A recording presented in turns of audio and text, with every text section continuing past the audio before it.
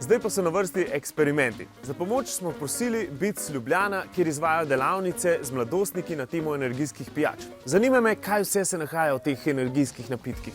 Kakšne delavnice na temo energijskih pijač izvajate za mladostnike? Delavnice same izvajamo z mladostniki, zaradi tega, da jih ozaveščamo, zakaj sploh se gre z energijskimi pijačami in zakaj to ni najboljša stvar za recimo 13-letnika zapiti, zato da dalj časa bedi zvečer in gre igrati igrice.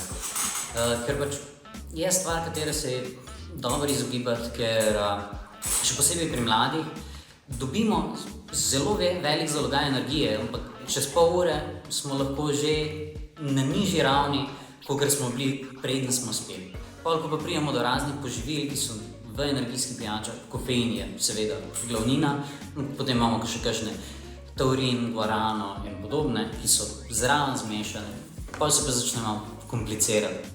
No, pri vajki imamo ekstrakcijo kofeina iz energijske pijače.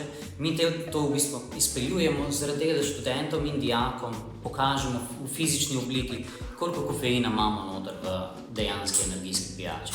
Razlika v kofeinu v energijski pijači ali pa v kavi, ki ponavadi starši pijejo, je pa v bistvu način sploh, kakšen kofein imamo noter v kavi.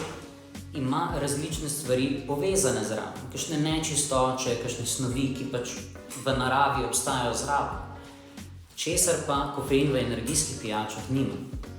In zdaj, glavna posledica tega je pa, kako se stvari v našem telesu potem presnovijo, kako pride do energije, ki jo pač se nam pa nabere. In zato je čisti kofein, ki ga imamo v energijskih pijačah, takoj učinkuje. Imamo takoj tisti val energije in lahko delamo, smo budni še kakšno uro, da. Medtem, ko spijemo kavo, je pa to zelo počasen proces. Lahko tudi po 1 ali 2 ure počasi nam nabira energijo in počasi tudi spusti. In ravno tu pri spuščanju je pa problem kofeina v energijskih pijačah. Ker spusti instant, kofeina enkrat zmanjka in smo spet utrujeni ali pa na nižjem nivoju energije, kot smo prej bili. Ampak glavno, kava ali pa energijska, tudi črn čaj za mlade na konec dneva ni najbolj priporočljivo. Kaj pa sladkorji v energijskih pijačah? Baje, da jih je čist preveč.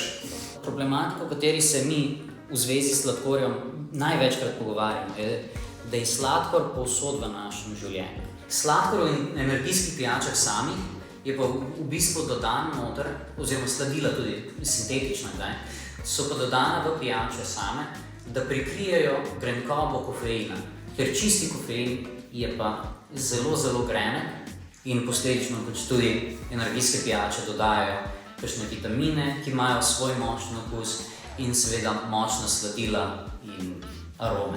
Za konec še omenim študijo, kjer so znanstveniki pajkom dajali substance, kot sta kofein in marihuana, da bi videli njihovo sposobnost pletenja mrež pod vplivom teh substanc. Zanimivo je, da so pod vplivom kofeina delali precej bolj kaotične mreže kot pod vplivom marihuane.